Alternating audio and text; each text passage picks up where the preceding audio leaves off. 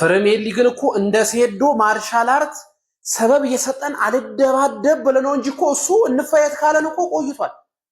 እንደባደብ ሚል ቻሌንጅ ባልሞከረን የለም ገግመንበት ነው። በቃ ባለው የሳምንት ሰብስቦ ያስገባልና እኛ 3 ጎል አግብተን ቡሩኖ የሆነችዋን ብሎ ሲሰድባት መላሳ ወጣጡ ብሎ ሸለመን። የወር እያለ ዶርጉን የመሰለ እከካም ከፕሪሚየር ሊግ እንደውም እንዴት ነው ያልተባረረው ብለን ግራ የገባንን የወር ሲሰጥ ዋለ። ዝም አለን፣ አንጣላህም አለ። የደጋፊዎች ነው ምናምን ብሎ የአመቱ ለብሩኖ ሰጠ። አንደባደብም ስንለው አሁን ምን ይዞልን መጣ?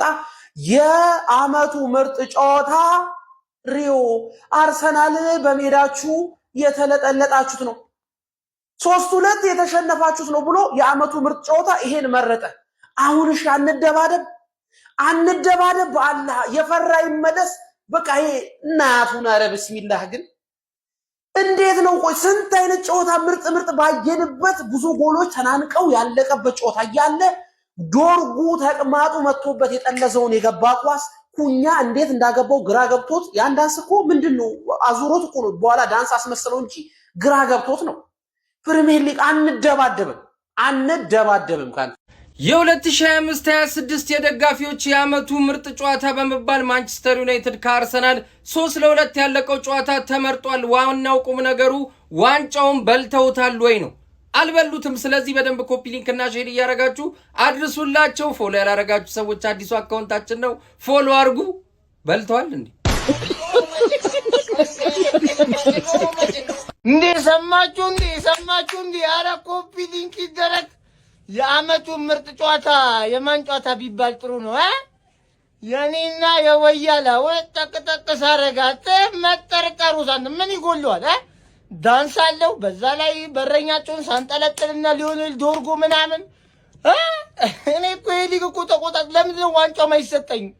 ዋንጫው እኮ ነው ይቀረኝ። ኧረ ተው ዋንጫው ነውር ነው ወያላ እናቴ እንዲህ ለጥጬማ ብትበላ ነውር ነው። በቃ ዋንጫውን ስጠኝ፣ በቃ ዋንጫውን ስጠኝ። ቪኒሲየስ ጁኒየር ወደ አርሰናል የሚሉ ዜናዎችን ሰሞኑን እየሰማን ነበረ። መረጃዎቹ እውነት ናቸው ወይ የሚለውን ነገር በአጭሩ እንመልከት። ቪዲዮን ኮፒ ሊንክ እንዲሁም ደግሞ ላይክ እና ፎሎ ያደረጋችሁ እስከ መጨረሻው እንድትከታተሉ ጋብዛችኋል። በመጀመሪያም ቪኒ ከሪያል ማድሪድ ጋር እያደረገ የነበረው የኮንትራት ማራዘም ንግግር ለጊዜው እንደቆሙ የሚያሳዩ መረጃዎች ወጥተዋል። ግን ንግግሮች ተመልሰው ሊቀጥሉ እንደሚችሉ መረጃዎች ዘግበዋል። ከዛ በተጨማሪም ቲምቶክ ይዞት በወጣው መረጃ መሰረት ባይዘዊ ቲምቶክ ማለት ብዙ ጊዜ በዝውውሮች ላይ ታማኝነት የሌለው የዜና ምንጭ ነው። ሚኬል አርቴታ ስለ ተጫዋቹ አጣሩልኝ ብሎ ጠይቋል የሚል መረጃ ነው ቲምቶክ ይዞልን የወጣው። ነገር ግን ቢቢሲ ስፖርት ባጋራን መረጃ መሰረት በሁለቱ ክለቦች መካከል ምንም አይነት ንግግሮች እንዳልተደረጉና ክለባችንም የቪኒን ሁኔታ ለማጣራት ከሪያል ማድሪድ ጋር ምንም አይነት ንግግሮች እንዳልተደረጉ የቢቢሲ ስፖርት መረጃ አሳይቷል። በተጨማሪም ቪኒሲየስ ጁኒየርን በዚህ ሰዓት ከሪያል ማድሪድ ማስፈረም የማይታሰብ እንደሆነና ሰሞኑን ሲነሱ የነበሩ ወሬዎች ውሸት እንደሆኑ የቢቢሲ ስፖርት መረጃ አሳይቷል። ዝውውሮች ላይ ወደፊት ምን እንደሚፈጠር አይታወቅም። ነገር ግን ሰሞኑን ስንሰማቸው የነበሩ ዜናዎች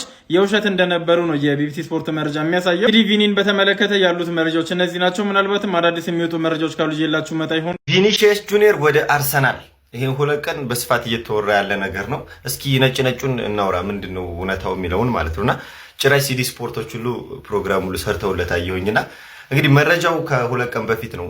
ትሮል ተች ላይን የሚል እንትን ነው ትዊተር ላይ ይዞት የወጣው፣ ግን ምንም አይነት ሶርስ አልጠቀሰም። ጭራሽ ትሮልም ነው ስራቸው ማለት ነውና ከዛ በኋላ በደንብ መናፈስ ሲጀምር የአርሰናል ቅርብ የሆኑት ዲን ጄምስ ፈጽሞ ሚኬል አርቴታ አርሰናል ልጁ ላይ ምንም አይነት ኢንተረስት የለውም ብሎ ተዘግቷል እዛ ላይ ማለት ነውና እዚህ መጥቶ በጣም ነገሮች እንትን እየተባሉ ይገኛልና ያው ከዛ በኋላ ትንሽ እንትን እንዲባል የተደረገው ራሱ በማድሪድ ቅርብ የሆኑት ለአስ ምናምን የሚጽፉት ጆ ፌሊክስ ዲያዝ ምናምን እንትን ነው ቪኒሲየስ ጁኒየር በኮንትራት ጉዳይ ከማድሪድ ጋር የማይስማማ ከሆነ ወይም በሚያቀርቡት ነገር የማይስማማ ከሆነ ከማድሪድ በነፃ መልቀቅ ይፈልጋል።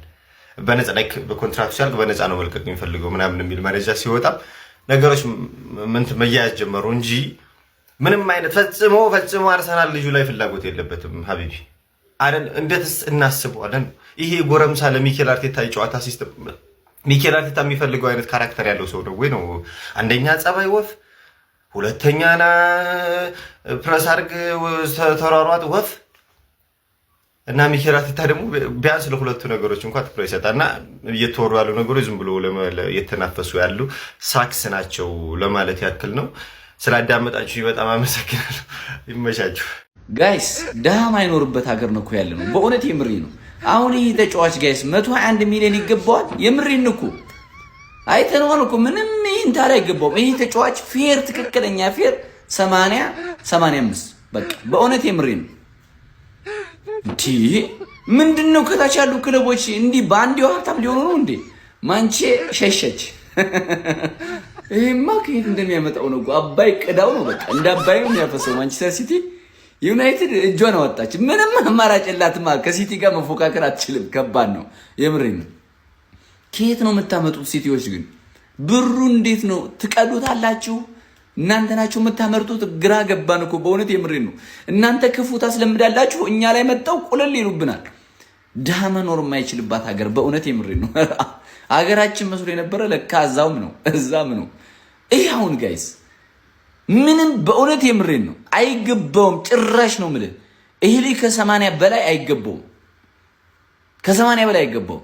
ግን ማንቸስተር ሲቲ ሊያስፈርመው ነው ጋይስ። በእርግጠኝነት እስከ 110 እስከ 105 ባለው ያስፈርመዋል። አንዴ ለቼልሲ ብራዘሪ ዝም ብለህ ቁርአን ሊዮ ሲል እያፈስክ ሴት ይሁን ጥቁር አስቀያሚ ተጫዋች ደግሞ እሳት የላሰ ተጫዋች የሚመስል ብቸኛው ክለብ ቼልሲ ዳምጠው ደበበ የሚባሉ ተጫዋቾችን ከምሰበስብ ይኸው ዣቪ አሎንሶ መጣና ስርዓቱን ቀይሮ ተኮሶ ብራዘር አርዳ ጉለርን አምጡልኝ ያለ ተቀብለን አልቦስ እኛም ጠቋራ ተጫዋች ሰልስቶ ነበር በሚል አርዳ ጉለርን ለማስፈረም ለማድሪድ 100 ሚሊዮን ፓውንድ ለማቅረብ እየተዘጋጁ ነው። እኔ ማድሪድ 100 ቀርቦለት እምቢ ይላል ብዬ አላስብም። ቼልሲ ደግሞ ታውቀዋለህ ችግር የለም የማፈስ አሁን እኔ የቼልሲን ዝውውር ነው ብራዘር የምከታተለው። የማንንም እከካም እያመጣማ አይለቅብንም። አሁን እቺን 2 ዓመትም 1 ዓመት 3 ዓመትም ተጠቅመህ ብትልካት ታገለግላለች። በቃ ቢያንስ እንደዚህ ይሁን። አሁን ዝውውራችን እኮ ኤ ቢ ነህ አንተ የኔ ተጠሪ ክለብ መጋዘን እኮ ማለት ነው። አንተ የምትሰበሰባቸውን ኮተት እኔ የሆነ ቦታ የገነቦት መጋዘን ነው። ይመጣሉ ችግር ሊፈጥሩብኝ። ይሄ አርዳ ጉለር ተመችቶናል። ያጣፍጥልሽ ብራዘር የሚሳካ ዝውውር ይመስል አዳዲስና ሰበር የተባሉ እግር ኳሳዊ የዝውውር መረጃዎችን አጠር አድርጌ በዚህ ቪዲዮ ላይ ይዤላችሁ ቀርብ ያለው። እንደተለመደው ቪዲዮውን ኮፒ ሊንክና ሪፖስት እያደረጋችሁ ለሌሎች በማዳረስ መረጃዎቹን ከኔ ጋር መኮምኮም ትችላላችሁ። ምንም የሚያመልጣችሁ መረጃም አይኖርም። ማንቸስተር ሲቲዎች የኖቲንጋም ፎረስቱን አስደናቂ እንግሊዛዊ አማካኝ ኤሊዮት አንደርሰንን ለማስፈረም 121 ሚሊዮን ፓውንድ እንግዲህ እንዳቀረቡ ተነግሯል ማለት ነው። ከዚህ ቀደም ማንቸስተር ሲቲዎች 6 ሚሊዮን ፓውንድ እንዲሁም ደግሞ በተጨማሪ ክፍያዎች የሚከፈል 15 ሚሊዮን ፓውንድ ለኖቲንጋም ፎረስት አቅርበው ውድቅ ተደርጎባቸው ነበር። አሁን ደግሞ ዋጋውን አሻሽለው እንግዲህ በ120 ሚሊዮን ፓውንድ ተጫዋቹን ለማስፈረም ለኖቲንጋም ፎረስቶች ጥያቄ አቅርበዋል። ኖቲንጋም ፎረስቶች በበኩላቸው እንግዲህ ይህንን ተጫዋች ለማስፈረም እንደነ ማንቸስተር ዩናይትድም ሌሎች ክለቦችም ፈላጊ ስለሆኑ ተጫዋቹን ከዛም ከፍ ባለ ዋጋ የመሸጥ ፍላጎት እንዳላቸው እየተነገረ የሚገኝ ፍሎረንቲኖ ፔሬዝ ምርጫቸውን ካሸነፉ በኋላ ሪያል ማድሪዶች ለአትሌቲኮ ማድሪድ አስደናቂ አርጀንቲና አጥቂ የሆነው ዩሊያን አልቫሬዝ 150 ሚሊዮን ዩሮ አቅርበው ውድቅ እንደተደረገባቸው ተነግሯል። ነገር ግን አትሌቲኮ ማድሪዶች የሪያል ማድሪዶችን ጥያቄ እንደ ቁም ነገር እንደማያዩትና እንደ ቀልድ እንደሚያዩትም ነው በሶሻል ሚዲያዎቻቸው ላይ በለቀቋቸው ፖስቶች ያሳወቁት። ከዚህ በተጨማሪም እንግዲህ ያው ፕሬዚዳንሻል ምርጫውን ፍሎረንቲኖ ፔሬዝ ሲያሸንፉ 150 ሚሊዮን ዩሮ አውጥቼ እንግዲህ አንድ አዲስ ተጫዋች ያስፈርማሉ ብሎ ቃል ስለገቡ ያንን ቃላቸውን እንደጠበቁ ወይም እንደሚጠብቁ ለማሳየት ያደረጉት ጥረት ነው እንጂ በፍጹም ተጫዋቹን የማስፈረም ፍላጎት ኖሯቸው አይደለም የሚል ሐሳብ እንዳላቸው አትሌቲኮ ማድሪዶች እየተነገረ የሚገኘው። ከዚህ በተጨማሪም እንግዲህ 100 ሚሊዮን ዩሮ አቅርበው ውድቅ የተደረገባቸው ባርሴሎናዎች ላይም እንግዲህ የሪያል ማድሪድ 150 ሚሊዮን ዩሮ ማቅረቡ የተጫዋቹን ዝውውር ይበልጥ ፈታኝ ያደርግባቸዋል ተብሎም ይጠበቃል። ባርሴሎናዎች የማንቸስተር ዩናይትዱን ማርከስ ራሽፎርድ ውል በ30 ሚሊዮን ዩሮ ቋሚ እንደማያደርጉ ነው ሪፖርቶች የጠቀሙ የሚገኙት። ተጫዋቹ በአንድ ዓመት የውሰት ውል ባርሴሎና እንደሚገኝ ይታወቃል። ታዲያ ውልን ቋሚ ለማድረግም 30 ሚሊዮን ዩሮ ባርሴሎናዎች መክፈል እንደሚጠበቅባቸው ይታወቃል። ነገር ግን አንቶኒ ጎርደንን ያስፈረሙት ባርሴሎናዎች ማርከስ ራሽፎርድን በቋሚነት የማስፈረም ፍላጎት እንደሌላቸው ነው እየተነገረ የሚገኘው። ውሉም እንግዲህ ቀናቶች ነው የቀሩት። ስለዚህ ማርከስ ራሽፎርድ በእነዚህ ቀናቶች ውስጥ በ30 ሚሊዮን ዩሮ ቋሚ መሆን የማይችል ከሆነ ወደ ማንቸስተር ዩናይትድ እንደሚመለስ ነው እየተነገረ ያለው። ማንቸስተር ዩናይትድን በ85 ሚሊዮን ፓውንድ ከቦሩሲያ ዶርትሙንድ ተቀላቅሎ የነበረውና ብዙ የተጠበቀበት ጄደን ሳንቾ እንደተጠበቀው መሆን ሳይችል ከማንቸስተር ዩናይትድ በፍሪ ኤጀንት በያዝነው የዝውውር መስኮት እንደሚለቅ ተረጋግጧል። ከዚህ በተጨማሪም ወደ ሌሎች የዝውውር መረጃዎች ከማለፌ በፊት ቴምር ሪል ስቴት በአዲስ አበባ በተለያዩ አይን በሚባሉ አካባቢዎች ላይ መኖሪያ ቤቶችን እንዲሁም ደግሞ ሱቆችን እንግዲህ በታላቅ ቅናሽ ይዞላችሁ ቀርቧል። ታዲያ እነዚህን ጥራታቸውን የጠበቁ መኖሪያ ቤቶችን እንዲሁም ደግሞ ሱቆችን ከቴምር ሪል ስቴት ማግኘት ትችላላችሁ። ሪያል ማድሪዶች የማንቸስተር ሲቲውን ተከላካይ ጆስኮ ግቫርዲዮልን የማስፈረም ፍላጎት እንዳላቸውና በሌፍት ባክ እንዲሁም ደግሞ በሴንተር ባክ ለማጫወት እንዳቀዱ ነው እየተነገረ የሚገኘው ማለት ነው። ነገር ግን ማንቸስተር ሲቲዎች ይህንን ተጫዋች ደሞዙን ከፍ በማድረግ ለተጨማሪ አመታቶች የሚያቆየውን የረጅም ጊዜ ኮንትራት ለማስፈረም እየሰሩ እንደሚገኙ ነው እየተነገረ የሚገኘው። ስለዚህ ይህ ዝውውር እንግዲህ በማንቸስተር ሲቲ ላይ የሚወሰን ይሆናል ማለት ነው። በበርካታ ክለቦች የተፈለገ የሚገኘው ከዌስትሃም ጋር ወደ ሻምፒዮንሺፑ የወረደው ማቲያስ ፈርናንዴዝን አስመልክቶ ዌስትሃም ዩናይትዶች እንግዲህ ከ85 ሚሊዮን ፓውንድ በታች ለሚያቀርብ ክለብ በፍጹም በራቸውን ክፍት እንደማያደርጉ ይፋ አድርገዋል ማለት ነው። ይህንን ተጫዋችም ለማስፈረም በርከት ያሉ የአውሮፓ ክለቦች ፍላጎት እያሳዩ እንደሚገኙ የሚታወስ ነው። የሪያል ማድሪድ ጊዜ አሰልጣኝ የነበረው አርቤሎዋ ማርኮ ሲልቫን ከለቀቁት ፉልሃሞች የናስፈርም ጥያቄ እንደቀረበለት ተነግሯል። ንግግር እያደረጉም እንደሚገኙ ተነግሯል። አሰልጣኙ በተመለከተ በርከት ያሉ የጣሊያን ክለቦችም እሱ እንደሚፈልጉት እየተነገረ ይገኛል። ነገር ግን አሰልጣኙም ቢሆን እንግዲህ ለፉልሃሞች የዝውውር ጥያቄ ኢንተረስትድ እንደሆነ ነው እየተነገረ የሚገኘው።